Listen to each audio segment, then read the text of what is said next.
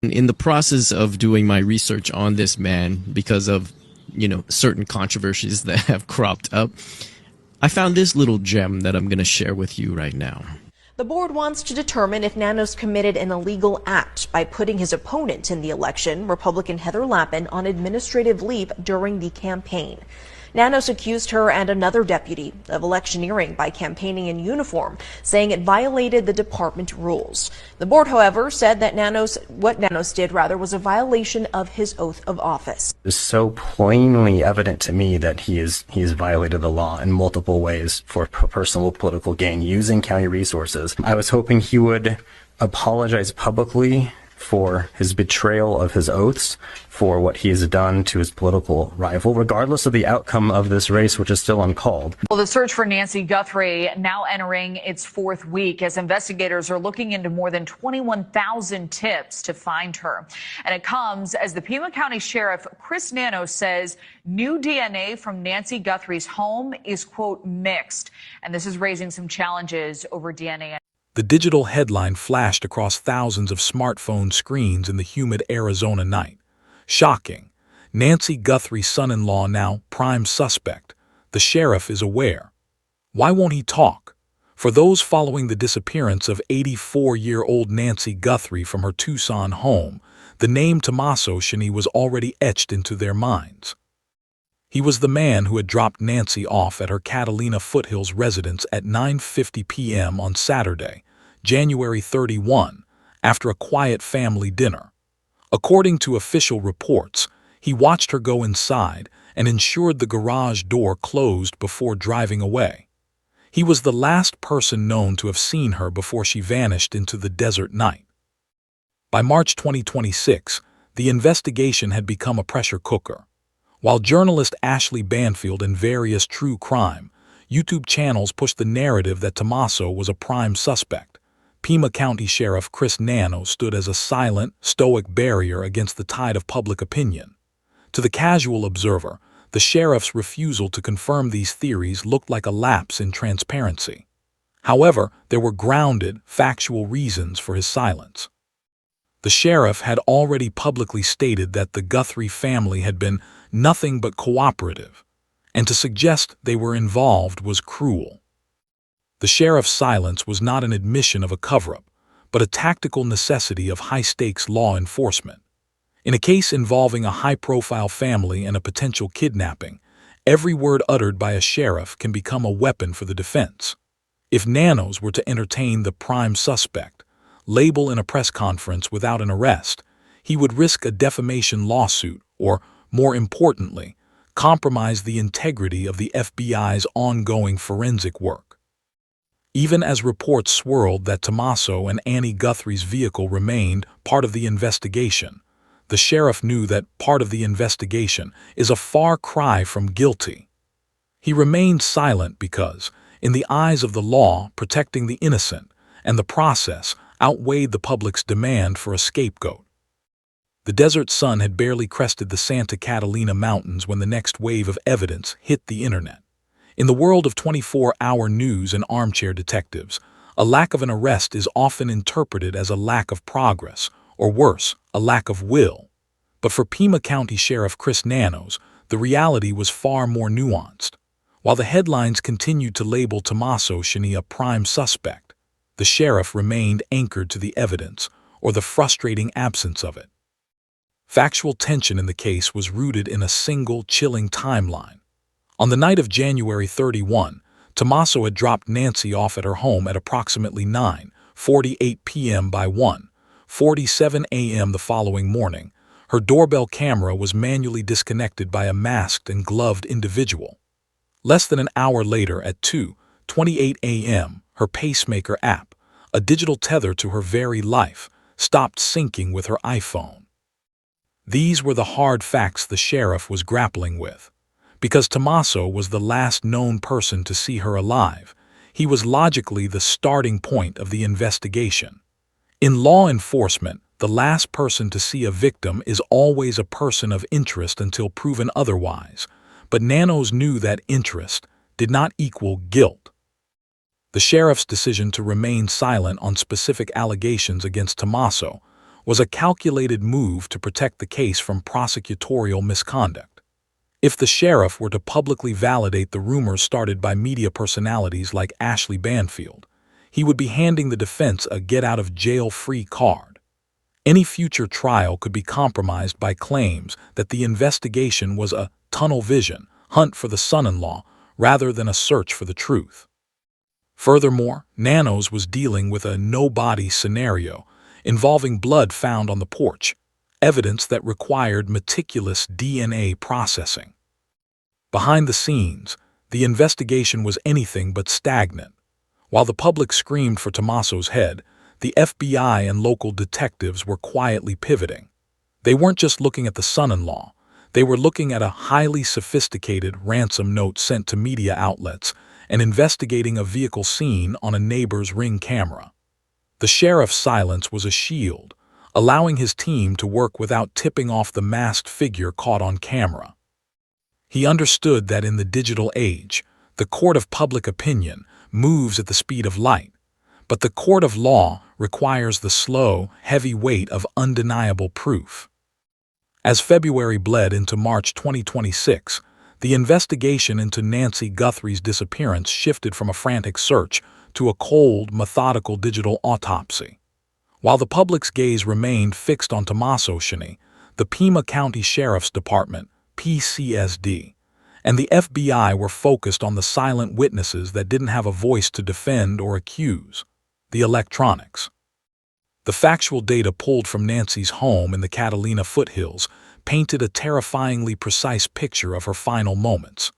At 1:47 a.m. on February 1, her doorbell camera was manually disconnected by an individual wearing a mask and gloves. 31 minutes later, at 2:28 a.m., her pacemaker, a device keeping her 84-year-old heart in rhythm, stopped syncing with her iPhone. The sheriff was aware of the growing narrative that Tommaso Scrutiny was a prime suspect, but he also held the cards that the public didn't see. Investigators had spent weeks analyzing the digital handshakes between devices in the area. While Tommaso had dropped Nancy off at 9:50 p.m., the gap between his departure and the 1:47 a.m. breach was a critical window. Sheriff Nanos remained tight-lipped because the forensic evidence was undergoing a process called genetic genealogy.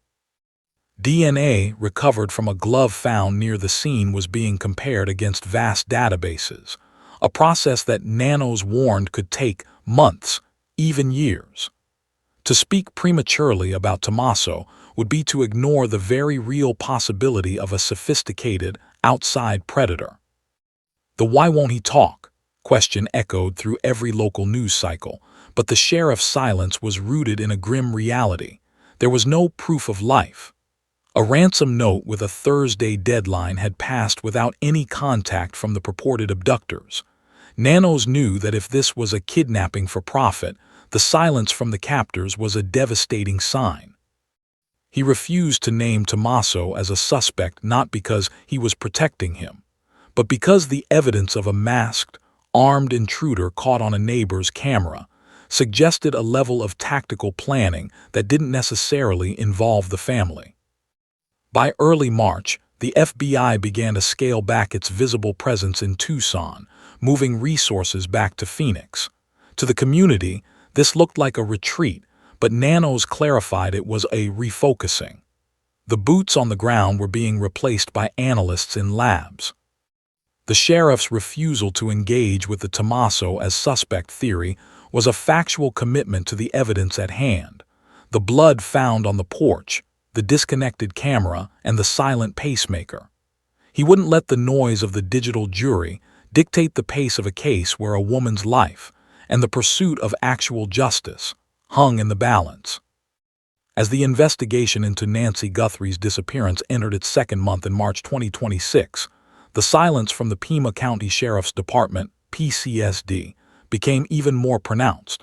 This silence was not a sign of a cold case, but rather a strategic retreat into the forensics lab. The factual reality of the situation had shifted. While the internet continued to debate the prime suspect status of Tommaso Scrutiny, Sheriff Chris Nanos took a definitive, public stand. He officially cleared the Guthrie family, including Tommaso, labeling them as victims of cruel and irresponsible speculation. The sheriff's refusal to talk, in the way the public demanded, by providing a villain, was rooted in the lack of a forensic match. DNA recovered from the scene, including a glove found near Nancy's home, did not match Tommaso Scrutiny or any other family member. To Nanos, continuing to entertain the public's suspicion of the son-in-law was not just a distraction. It was a hindrance to finding the actual masked intruder caught on the doorbell camera at 1:47 a.m. By clearing the family, the sheriff was attempting to refocus the thousands of digital detectives on the real evidence, a vehicle of interest seen near a Circle K, and the $1 million reward offered by Savannah Guthrie. The factual reason the sheriff remained cautious with his words involved the refocusing of resources.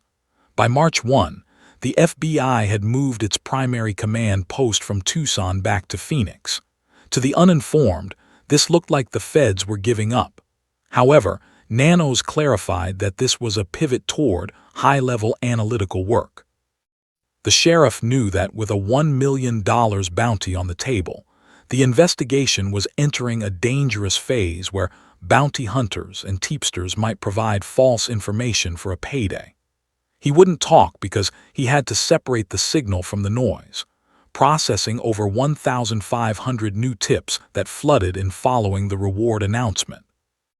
Ultimately, the sheriff's awareness of the public's prime suspect theory was exactly why he stayed quiet. He knew that the 2:28 a.m. pacemaker disconnection and the smashed security cameras pointed to a level of criminal sophistication that rarely involves a family member acting on impulse. By refusing to validate the rumors about Tommaso, Nanos was protecting the legal viability of the future arrest of the masked individual. He understood that a case this high-profile could be won or lost in the first 60 minutes of a press conference, and he chose to let the $1 million reward do the talking while his detectives followed the trail of the ghost in the mask. By late February, and into the first days of March 2026, the investigation into Nancy Guthrie's abduction hit a wall that was invisible to the public but glaringly obvious to the Pima County Sheriff's Department, PCSD. The factual core of the case had shifted from the movements of the family to the microscopic world of forensic biology. Sheriff Chris Nanos, who had already taken the significant step of publicly clearing Tommaso Scrutiny and the rest of the Guthrie family, found himself defending his investigative choices against a growing chorus of critics, some of whom still clung to the son-in-law theory despite the lack of evidence. The "why won't he talk" question now had a very specific technical answer: mixed DNA. In a series of interviews, Sheriff Nanos revealed a major forensic setback. While 3 biological samples had been recovered, 1 from a black glove found 2 miles away and 2 from inside Nancy's home, none of them had returned a match in the National CODIS database. More complicating was the fact that the most promising sample from the residence was a mixed profile. This meant the DNA of the suspect was physically intertwined with the DNA of the victim or others who had been in the house, making it incredibly difficult for the lab to isolate a clean, suspect-only string for comparison.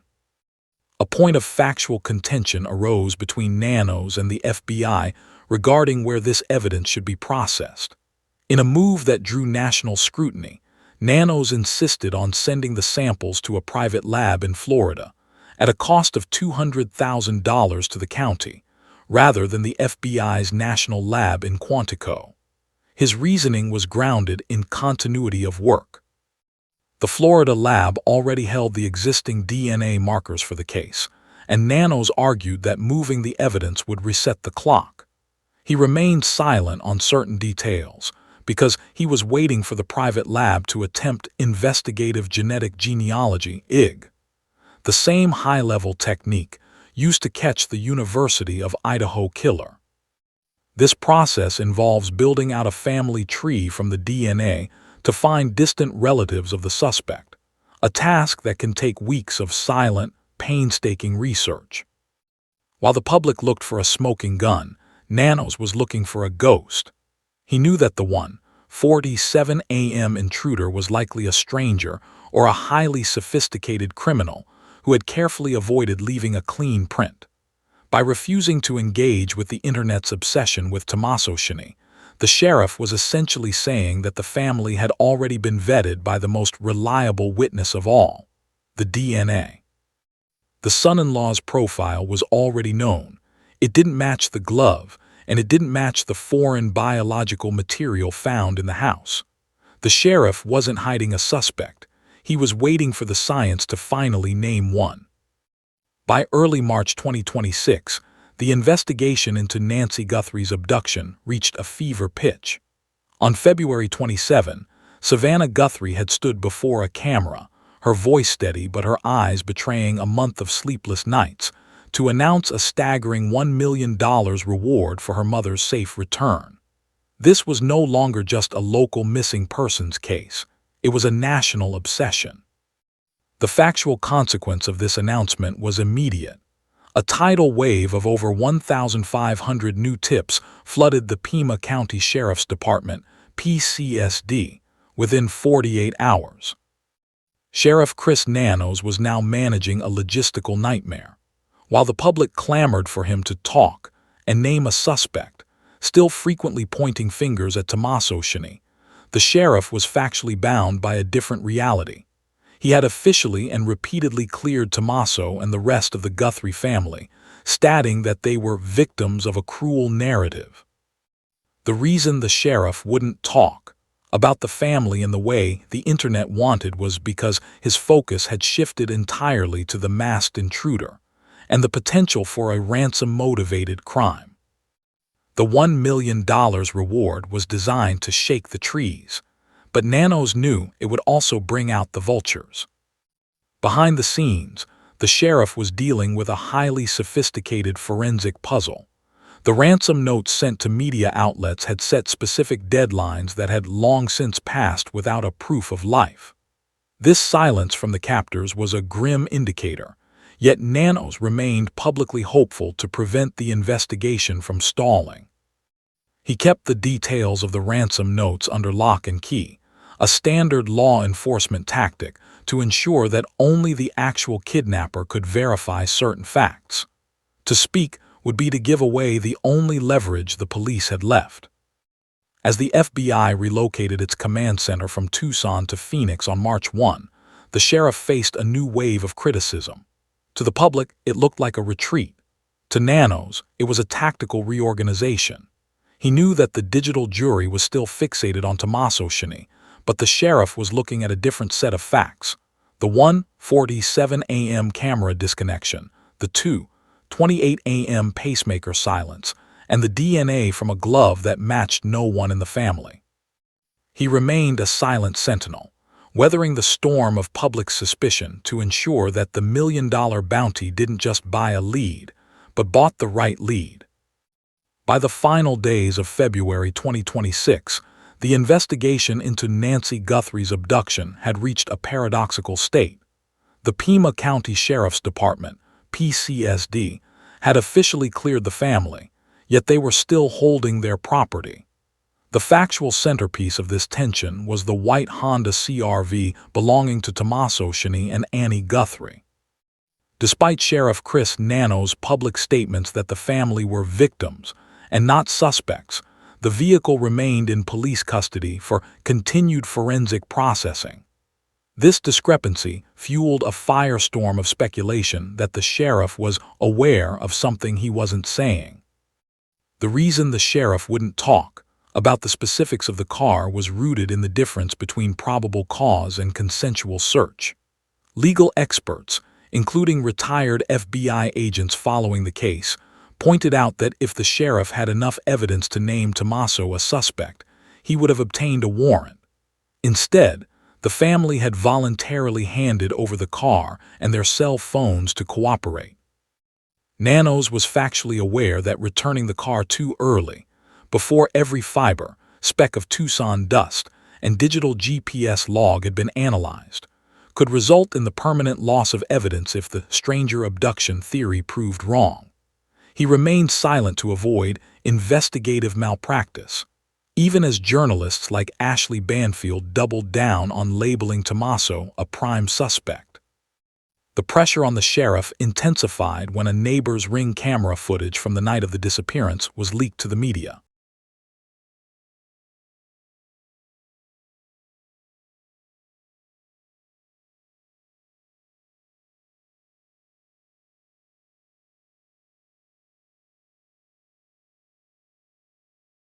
The grainy video showed a series of vehicles passing by on a nearby back road between 12:30 a.m. and 6:00 a.m. One of the cars looked strikingly similar to the Guthrie vehicle. The "Why Won't He Talk" narrative shifted from general suspicion to a demand for a frame-by-frame breakdown of that footage. Nanos, however, knew that looks like is not a forensic match. He refused to comment on the video because his detectives were busy cross-referencing that footage with license plate readers and the 3:01 a.m. 911 call regarding a screaming woman in a dark sedan miles away. As the calendar turned to March, the sheriff's department took the unusual step of creating a no-parking zone around the Guthrie and Shinnie homes. This was a factual response to the chaos caused by social media streamers and armchair detectives who were stalking the family. Nano's silence was a defensive wall. He understood that every detail he confirmed about Tommaso's car or the neighbor's video would only invite more harassment toward a family that, according to his own lab results, had no DNA match to the crime scene. He was holding the line between a mob-led investigation and a law-led one, even if it meant being the most hated man in Pima County. By the first week of March 2026, the investigation into Nancy Guthrie's disappearance had become a battleground between viral speculation and forensic reality. While the headline shocking, Nancy Guthrie's son-in-law now prime suspect, continued to circulate in the darker corners of the internet, Pima County Sheriff Chris Nanos remained factually resolute. He had not only cleared Tommaso Shinnie, but had gone as far as to call the public's obsession with the family cruel and unfounded. The sheriff's silence throughout the month was finally revealed to be a period of intense, high-level scientific labor that the public was simply not privy to. The factual reason the sheriff wouldn't talk was revealed when the results from the private Florida lab finally arrived.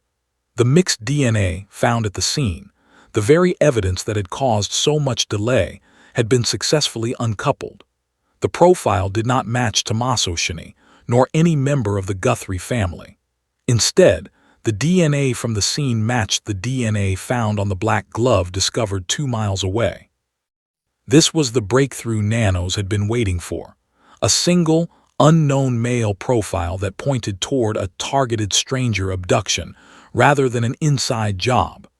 By staying quiet, the sheriff had prevented Tommaso from being prematurely convicted by a public that lacked these facts. The final piece of the puzzle came from the $1 million reward. Far from just a media stunt, the bounty generated a tip that led investigators to a specific individual who had been seen scoping the Catalina foothills in the weeks prior. The suspicious man, described by neighbors as wearing non-walking gear, became the new focal point. Sheriff Nanos' decision to hold onto Tommaso's car for an extra month was also vindicated. Forensic analysts used the vehicle to prove that no tracking device had been planted on it, effectively ruling out the theory that Tommaso had been followed home or was an unwitting participant. In the end, the story of Nancy Guthrie's disappearance in early 2026 became a cautionary tale about the digital gavel. Sheriff Chris Nanos was aware of the son-in-law theory from day one, but he chose the slower, harder path of factual evidence over the easy win of public approval. As the investigation shifted toward the unidentified DNA profile, the sheriff's silence was recognized for what it truly was, a commitment to the truth, however long it took to find. The son-in-law was not a suspect. He was a grieving family member whom the law and the sheriff had successfully protected from a rush to judgment.